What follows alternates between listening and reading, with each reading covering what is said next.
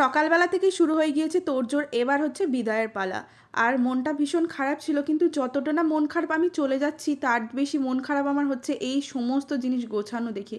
ওরা তো সবাই চলে এসেছে, দিয়ে ওদের প্যাকিং করছে।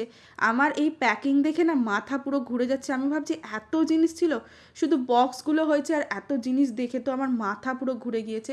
গাড়িতে তো জিনিস লোড হয়ে গিয়েছে, কিন্তু আমার মাথায় ঘুরে ফিরে একটাই চিন্তা যে ওখানে গিয়ে কী করব।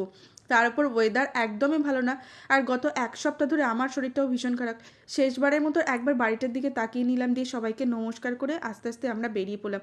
রাস্তায় তো টিপটাপ করে বৃষ্টি পড়ছে, কিন্তু আমার বাড়ি থেকে আমার নতুন বাড়ির দূরত্ব খুব একটা যে বেশি তা নয়। এখানে এসেও দেখি বৃষ্টি পড়ছে, ভিতরে তো সমস্ত জিনিস লোড করা হয়ে গিয়েছে।